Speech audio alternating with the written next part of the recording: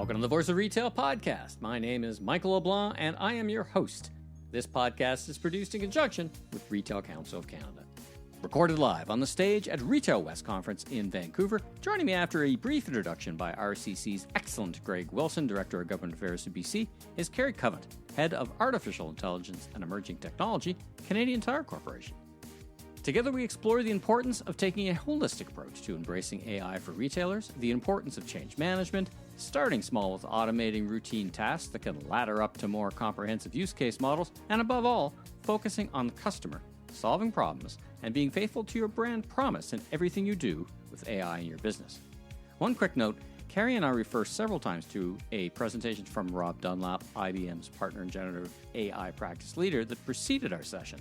I interviewed Rob for the podcast earlier in the fall, so be sure and listen to my conversation for some context to our comments. I'll put a link in the show notes. All right, well, good morning, everybody. Oh, there's Greg Wilson. He's going to do the introductions. Greg, we took over. Greg, if anyone knows Greg from Vancouver, you know he has many calls on his time from many people. But Greg, come on up here and say what you're going to say. And everybody, Greg Wilson. Let's hear it for Greg. So I have to say it's a real special honor for me to introduce these two people. Firstly, because, Michael is so important to our industry. And I know I listen to his podcasts. I hope other people listen to his podcasts. I'm told I'm supposed to describe him as a senior advisor to RCC, but honestly, he makes a lot of our work a lot more interesting and a lot better. And so I'm really, really happy about that. And I'm really interested in hearing, particularly after Rob earlier next door, Cari Covent from Canadian Tire. And I should say very nice things about Canadian Tire, because earlier Michael and I were talking about, what a great member Canadian Tire is of RCC and what a great contributor they are to our community. And so it's a real pleasure to be able to introduce the two of you. The session's going to explore how revolutionizing retail by boosting productivity and enhancing customer experiences. And our speakers will share best practices for integrating AI to improve product discovery, strengthen customer loyalty, and elevate employee engagement. To hear how AI can drive meaningful change in your retail organization. So with that, I'll leave it to Michael and Cari, and I look forward to coming back and saying thank you at the end. All right, thanks. Let's hear for Greg. All right. So speaking of the podcast, by the way, we're recording this live for the Voice of Retail podcast in a couple of weeks. So let's hear it from the live audience. Look, we got the gift of a lot of time together this morning, and so we've got some time to really both build on, from a practical perspective, what we heard a bit from IBM on the main stage was kind of a high-end not philosophical, but here's how we're approaching it, to a retailer who is very invested in AI and your stuff. I want to start talking about you a little bit, Cari. Back in 1996, I bought a book on this site called Amazon. And I'm like, this could change things. And I actually decided, I was at the time, I was with a product, I was head of marketing for Black & Decker, and I said, I think, both for interest in my career, to get into this internet thing. It may work, e-commerce may work, it may not. I saw it both as an interesting future path for retail and for me as well. Now, you've been in the AI role since, 2017. What drew you to that opportunity as you kind of evolved through your career? And was it a similar kind of interest as you naturally go there? Because it wasn't, back then, AI was another thing. It wasn't what we're talking about today. Talk about your personal professional journey to where you are today. Great. Well, thank you. And hello, everybody. And thank you to the RCC for having me here today. Really, really quite an honor to be here with all of you. My personal journey and then the journey at Canadian Tire. In 2017, I sort of grew up my career in technology, spent many years at IBM, and then moved over to Canadian Tire. And in 2017, I was just finishing a major financial systems implementation. And for any of you that might be in the room that have experienced that either as, sort of a business stakeholder or a technology, you'll know that that can actually take a lot of a lot of the life out of you. So as I was finishing that up, it was very clear to me that although we had modernized a system and we now had an enterprise way of doing our financial operations, we were missing some of the automation that should happen. And so recognizing that there was an opportunity that we were not able to solve for with the financial systems implementation, I went to the CFO at the time, Dean McCann, and I said, I think we have an opportunity here if we just apply automation to some of the processes where we could really reduce costs and drive efficiencies in the organization. And so he said, you know what, that sounds like a good idea, not really sure what it will look like, how different it might be. And so he gave me a little bit of seed money, just enough to sort of bring one other person along the ride with me. And we were able to find a partner really quickly that we would work with, a robotic process automation partner. And we were able to start identifying use cases out of the gate. And some of the use cases were sort of, this might, save us $10,000 or $20,000 or 0.25 of a full-time employee. But then what happened, and it was a very short period of time, is we hit a home run. And the home run really was identifying an opportunity of a process that people had always wished for, that if only I had the time to do this, versus applying it to something that already existed. And that we automated that process that didn't exist. We created it and automated it, and out of the gate, that actually ended up generating revenue for us. And it was related to, it was our first, we called them bots back then. It was our first bot. It was called You've Got Mail. And it was essentially a reminder to our dealer community where we were providing them with special deals. And all this was an automation of going through the dealers that hadn't yet taken advantage of the deal and sending them an email that said, this is the deal, this is what you have in stock, and this is what we would recommend you purchasing. And out of that, those were lost sales for us because we were selling to the dealer. So those were lost sales for us. And I guess for the folks in the room, we shouldn't entirely assume that they know how Canadian Tire works. So basically, it is dealers, and you in headquarters do the buying and select the product. But then you've got to kind of market it to the dealers, and they've got to take advantage of the products. So there is some marketing, so to speak, to be done to make sure that flow happens, right? And that correct. So now you're sending a reminder not to everybody, which is kind of boring, but now it's like, okay, you 100 people who haven't seen to do this yet, you should do that, right? Right. So that was 8 years ago. And like I said, that really allowed us to hit a home run. All of a sudden, we're generating revenue out of that for the corporation. And then that then allowed us to say, okay, there's something here. Let's expand this. CFOs tend to like when CFOs like when you make money or when you reduce costs. So that worked. Were you in the early days? Did you think of yourself as an evangelist? Like, did you say this is something I'm sure is going to work? I just need to kind of find the right path. Because I was like an evangelist for e-commerce early days, whether it was Levi's or Hudson's Bay.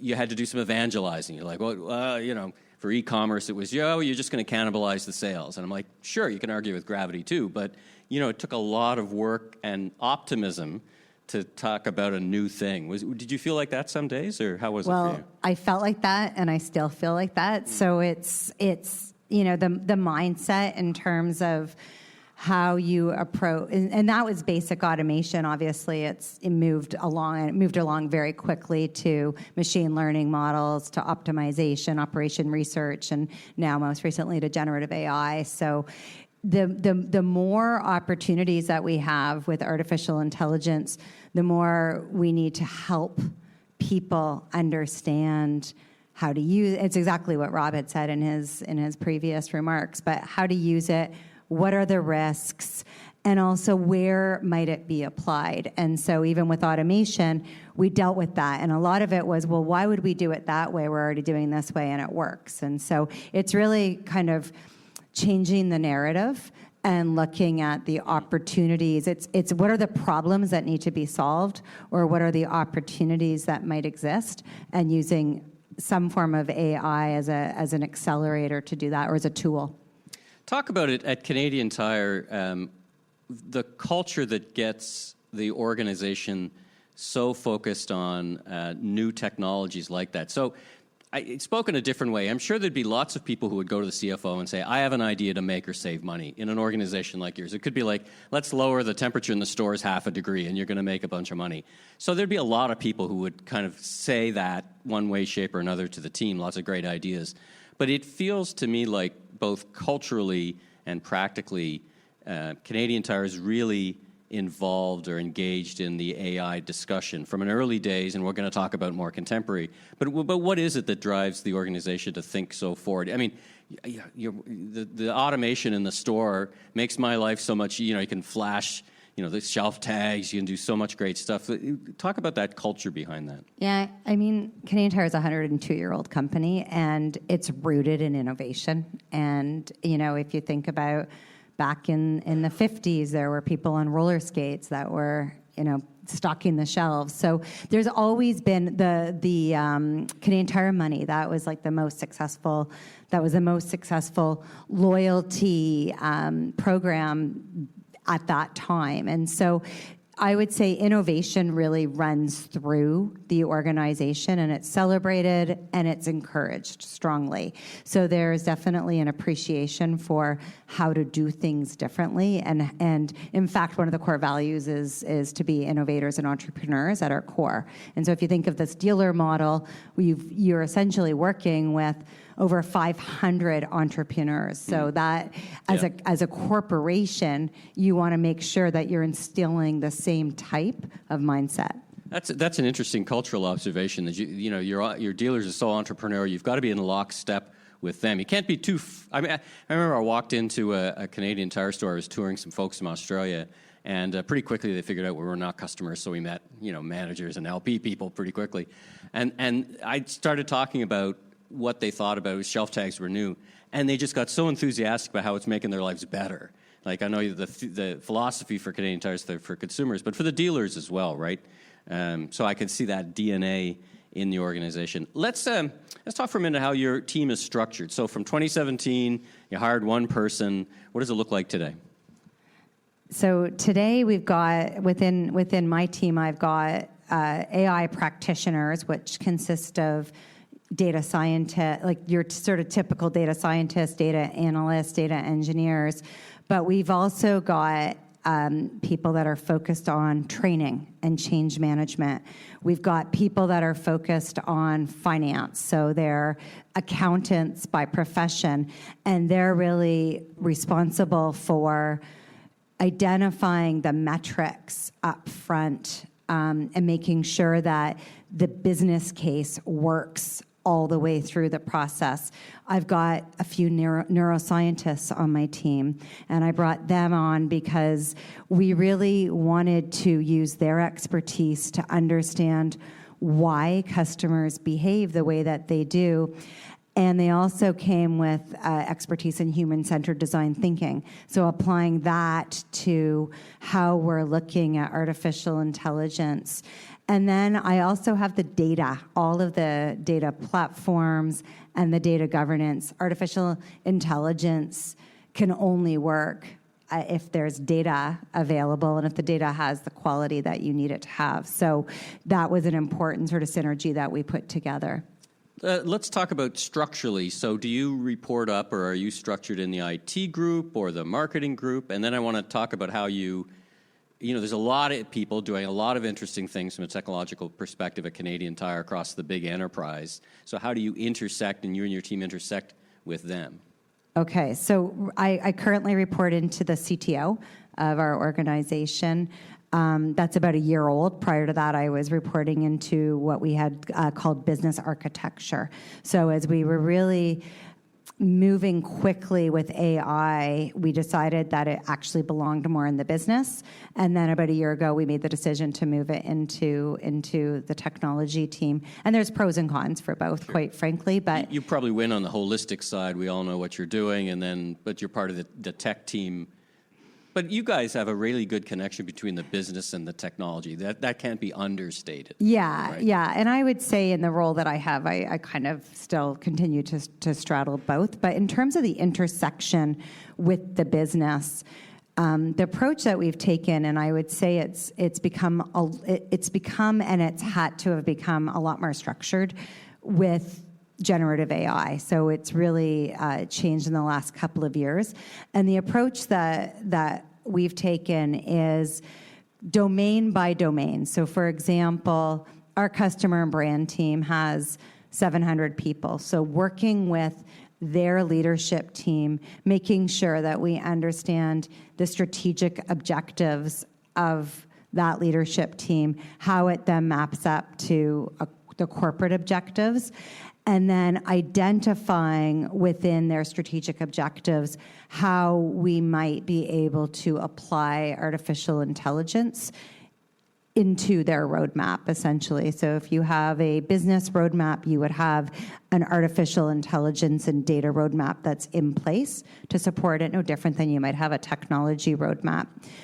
The key thing about the artificial intelligence piece of it is it serves many purposes, and so as part of their objectives, it might serve an efficiency play. So it might serve, in marketing, for example, it might help with productivity, but it also might serve creating a more meaningful customer experience. So it starts to create that sort of flywheel across. And then the other thing is it can create growth. So you start to look at it from a variety of different angles. And the approach, the process that we put into place was one where we would understand the objectives. We would ideate together with the leaders in that particular domain. And then what we would do is we would prioritize. So we created a prioritization matrix. And then from there, we would move some of those opportunities or problems that we were trying to solve for into, a discovery. So essentially, you're looking at the feasibility from a technology perspective. You're looking at the viability from, does it make sense? Like if we think this might drive conversion, for example, will it? And then is there desirability? And do you I'm interested in your matrix for a second. So a traditional matrix would be opportunity and kind of how can we get there and how much it's going to cost, vis-a-vis other opportunities that may or may not be AI related. So you kind of, when I think about holistic, that's what I think of. Is this not here's the AI solution, but here's the AI solution and other ways to go after the same issue. Do those things come together? Exactly. And you end up having a 2x2 matrix, no different than you would for other things. But the approach because AI isn't a silver bullet, and it's not going to solve for everything. And so... Are we at a point, that's interesting, because, if I think about the AI hype cycle, we're at, peak hype cycle, but whatever we are at, now people are coming to you, I bet you AI can solve this problem. So do you have the opposite experience versus 2018 where everybody, I'm sure, we'll just AI this. Does that come down to you as well? Yeah, I would say that in 2018 it was very much a push, a constant push, and now it's a pull. So now it's almost like wrangling to make sure that you want to ensure that the organization, as we integrate AI across the organization, that you are doing it in a responsible way. So the governance of how we're actually deploying it becomes equally as important to deploying it with speed and at scale. Oh, that's interesting. Kind of an not off-topic question at all, but in terms of, are you a baseball fan? Well, I mean, I watch baseball, but I wouldn't say I'm a complete fan. Okay, so Don't ask me a baseball question. well, it's kind of a baseball question, but kind of not. If AI is a baseball game, what inning are we in? I've heard like we're in batting practice all the way to we're getting to the seventh inning stretch. I don't hear that very often. But where do you think AI is? I mean, it's interesting, right? Because you've been doing this for many years, and you're like, okay, everybody, welcome to the party. But how far along do you think we are in terms of where you talk to a lot of people? Where do you think it could be in the short term? I think it's moving so quickly. So in terms of, where we are, it's more about how fast are you going to get back to home plate.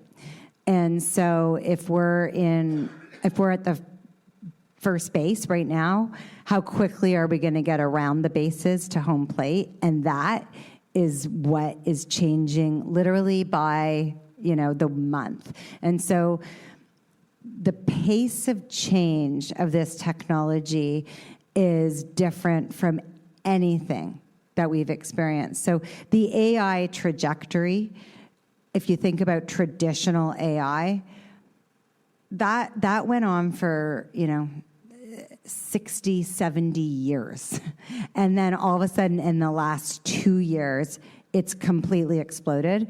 The consumption of it is very different.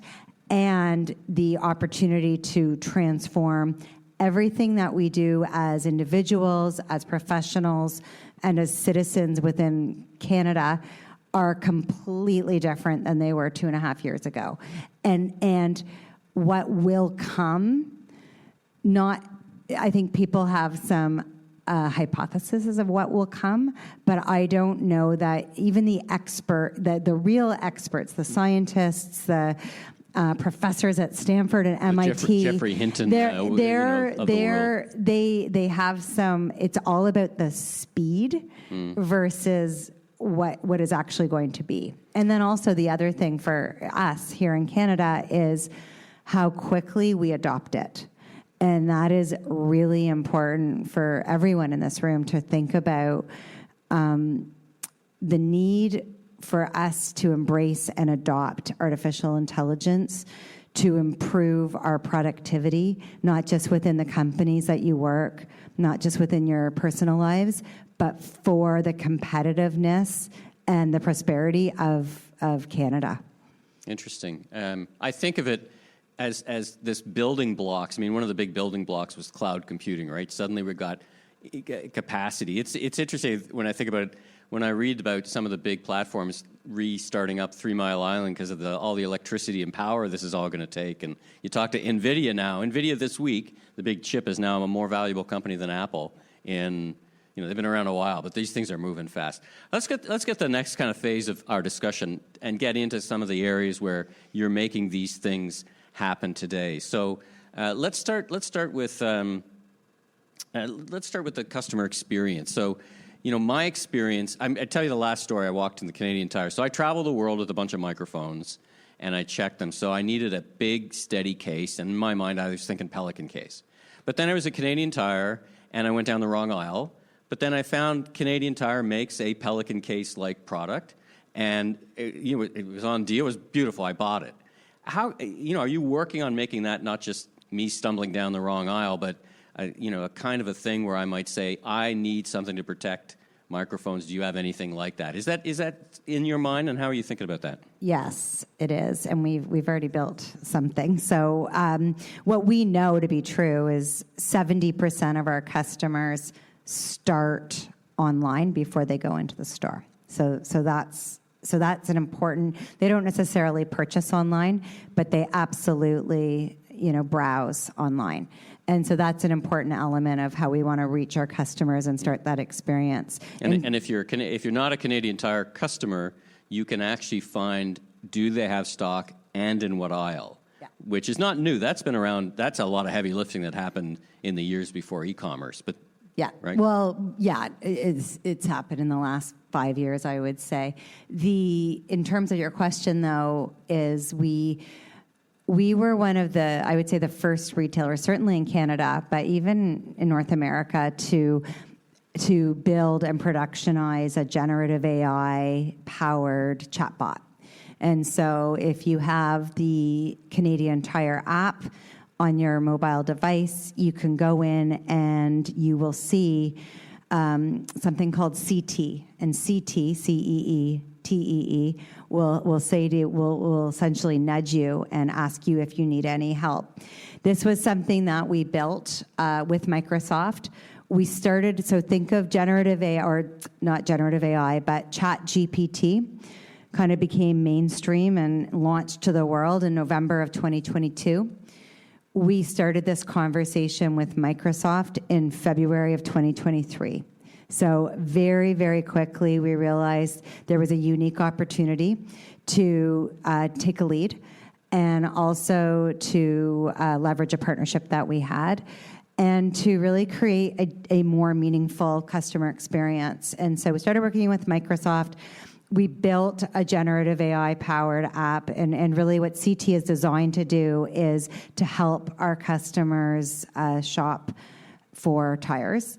We chose tires because we believe that, well, there's a market share opportunity for us, and it's also a very technical buying decision that a lot of people are not really comfortable in making. They need to do a lot of research, and it's hard sometimes to find the answers to what you're looking for. So we wanted to make that experience easier for them, and we also had the data that we needed in place in the cloud to ensure kind of a seamless customer experience there. So I have an SUV and I'm looking for winter tires, and I drive in Vancouver, which is mostly slush. What's the right tire for my brand of car? That kind of right. You would literally be able to, and you would be able to use that language. So you're no longer you're no longer on the key search. I saw most of you in the other room had said you know how to use ChatGPT. So it's exactly the same, except that we've built our brand guardrails into it, and so. When you're interacting with CT, our intent is that you actually feel that you are part of the Canadian Tire experience, and it does nudge you with questions of, I live in Vancouver, it's mostly slushy. What tire would you recommend? CT might then say to you, well, are you looking for price? Are you price sensitive? Are you looking for a certain quality? That's interesting. Performance. And so, do you ever drive to Whistler? Do you ever drive to Whistler? In which case, you need more snow. It will. So the idea is that it's really trying to create a fulsome experience, and it maps back to the stock that's available in the store that you've selected. So that was our first foray into building a customer-facing generative AI app, and we launched it just in time for spring tire buying season, and the signals were really good. So what we observed was that 2 times the amount of customers were actually putting it into cart versus what they would do from our traditional landing page. And we were also finding that the percentage of people that not just put it into cart but actually made the purchase was significantly higher. The other thing that we observed was the average order value went up. So that was an interesting insight. And then the other area that's really, really valuable as part of this is we're able to collect the data associated with the conversation. So all of a sudden, you're understanding through the data the types of questions that the customers are asking.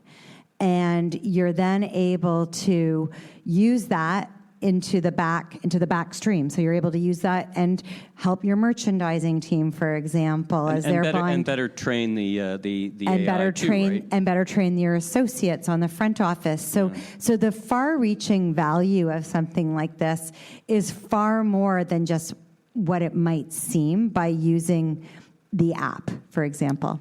So it's very interesting because it's one thing to do AI for internal processes. It's another thing to throw it to the wild with consumers. And we've seen some brands actually pull back from that. Major quick service restaurant pulled their AI out of their drive-through because I think people were trying to game it just for social media. People are, it's crazy days, right? How much work do you put into thinking about what could go wrong with these things as you start to think about moving them into the wild? Like what you talked about brand guardrails, that's kind of an obvious, but in the training and the other thing, like walk, run, sprint, because I'm sure the organization is how fast can we go, or at least that's not the culture in a great organization, but it's also how, where the benefits. Talk about that for a bit.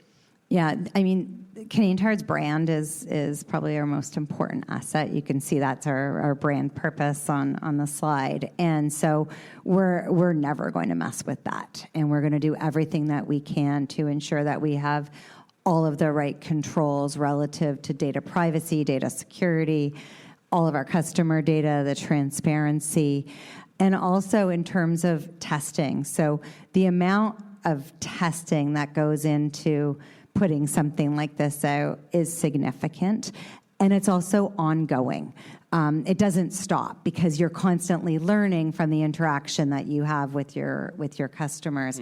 The other aspect of it that's really important, and Rob touched on it briefly, was the idea of having human in the loop. So as part of our artificial intelligence governance or responsible AI framework, we have a human in the loop. So anything that might seem that it is has a bias built into it from a question, for example, or has might allude to any sort of racism or anything that might not be consistent with our brand purpose and these brand guardrails, it will automatically stop that conversation. And it will punt it over to a human to evaluate very, very quickly. Because Rob talked about hallucinations that happen in AI because it is intelligent and can kind of go off down some weird path sometimes. So you put a guardrail in, so if you see it diverting for some reason, it kind of brought back and you get the humans back involved, so to speak. It's a combination of the AI that diverts, but it's also a combination of people that are choosing to ask it, questions that they wouldn't necessarily ask a human. Right. Let's talk about people. That's a good transition. So let's talk about people and culture. How do you think about preparing an organization for the changes that will happen with AI? I mean, Scott Galloway, who we were talking about, Scott, if anybody he says, listen, AI's not going to necessarily take your job, but somebody using AI might. So it feels like you talked about change management as part of your team. There's a big cultural, don't be afraid, but also don't look away. You talked about the hopes for adoption from a productivity perspective. So how do you think about the people first at Canadian Tire? I would say that the people are actually at the center of the entire strategy, and we don't look at it as AI is replacing jobs. We look at it as AI is augmenting jobs. What we do recognize is, as a result of artificial intelligence, there will be some roles that, quite frankly, they don't need to exist.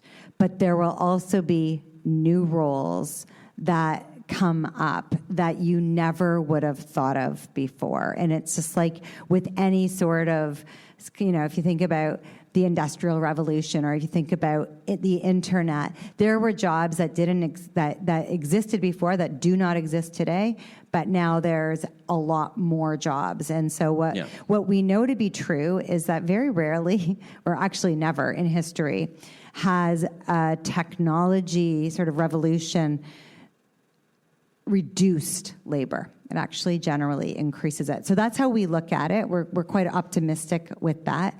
But in terms of how we keep people at the center of it, starting with our employees, is very much focused on training. And so what we've done is a few different things. One is we've created custom training to help people get the most effectiveness out of Chat GPT. We call it Chat CTC. It's within it's what Robert talked about this morning, this idea of using ChatGPT, but within your own firewall, with your own data, but leveraging a large language model.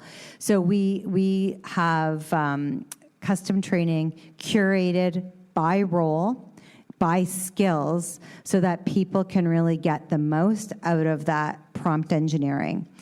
But we don't stop there.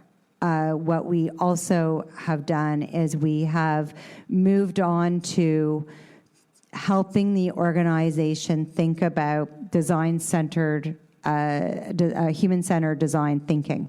And so, because where you find the opportunities and how to deploy artificial intelligence takes a different type of thinking. And so we're trying to teach the organization how to do that. And so that's one area. The second area that we've done, we just recently came off of an enterprise-wide hackathon that our CEO sponsored. And this was all about, it was all about sort of bringing the entire all of our employees across the country together to hack a problem, which was really around operational efficiencies, as well as you taking a selfie. Woo! Sorry. Anyway, so operational efficiencies and optimizing the assets that we have, but also creating a customer experience at the same time.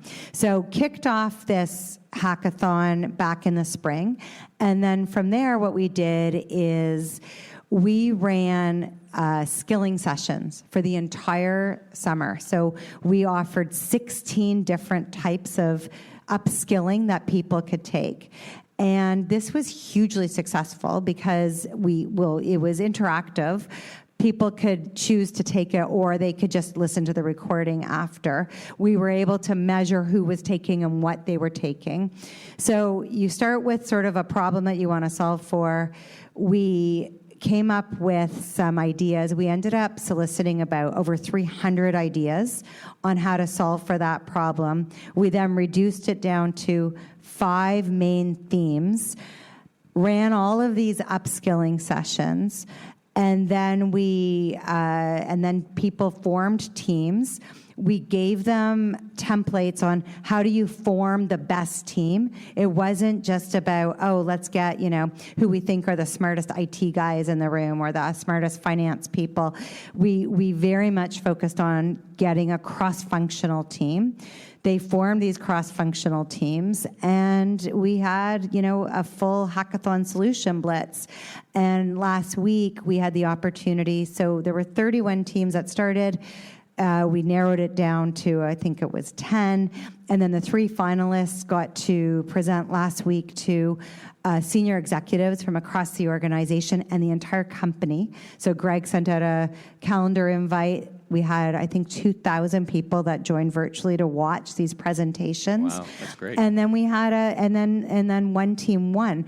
But the idea of using this as a platform to embrace artificial intelligence, it's not just about the innovation that comes out of it. It's not just about the problem that was going to be solved. It's also forming a community and sort of a collective force to how do we use artificial intelligence to achieve our objectives. And in the time we have left, I want to move to kind of an advice part of the session. So, there's not everyone in the room might have the resources of a Canadian Tire. So as you think about advice structurally to those who may not even be able to, have someone individually dedicated to AI, how should the organizations, retailers in the room, all of us be thinking about, where to start, how to build it into their business? What's your advice for the SMBs in the audience, for example? What I would encourage everyone to do is to look at processes within your organization and ask yourself, very simply, can this be automated? How it gets automated, don't worry about right now, but how might it get automated? Is there something that a machine might be able to do better than, or same as, to start there, just at the starting point, as a person?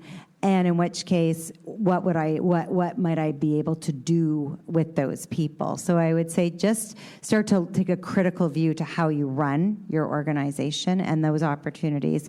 And then the other thing I would strongly encourage you to do is think about the market has evolved significantly in the last 2 years. And where AI might have been, where generative AI may have been difficult for people 2 years ago to get access to, depending on resourcing, it's now widely available. It's embedded into software that you probably already own. So speak with your partners and understand how they're using AI, and if you were to configure it differently or turn on some functionality, what value you can extract from it. All right, last question. You personally, any tips on prompts or how you use AI? I use it, your point about its accessibility is just, it's accessible to anyone for free. I mean, Google's got Gemini, you've got ChatGPT, Apple's AI is launched-ish. So how do you use AI, not just in the work, but in your life, and what's your advice? What's your favorite prompt? Well, I don't know that I have a favorite prompt because it all depends on what you're using it for. But I would say find, whether it's ChatGPT or Perplexity or whatever it happens to be, and use it instead of, use it to search. So think about how many times you might have said in your past, I'm going to Google this. Think about the opportunity to Google it in a very different way.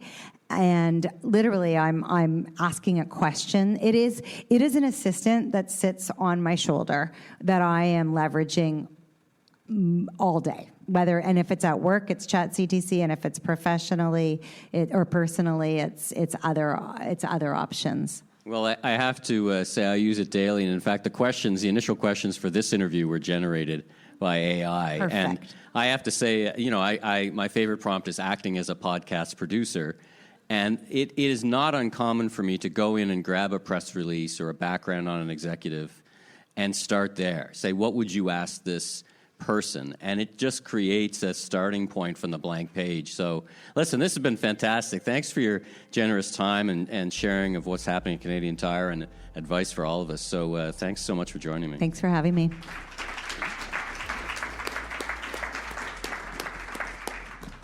Thanks for tuning into this episode of The Voice of Retail. If you haven't already, follow on your favorite podcast platform so new episodes will land automatically each week. And be sure and check out my other retail industry media properties, the Remarkable Retail Podcast with Steve Dennis and the Global E-Commerce Leaders Podcast. I'm your host, Michael Blanc, Senior Retail Advisor, Keynote Speaker. If you want more content or chat, follow me on LinkedIn. Safe travels, everyone.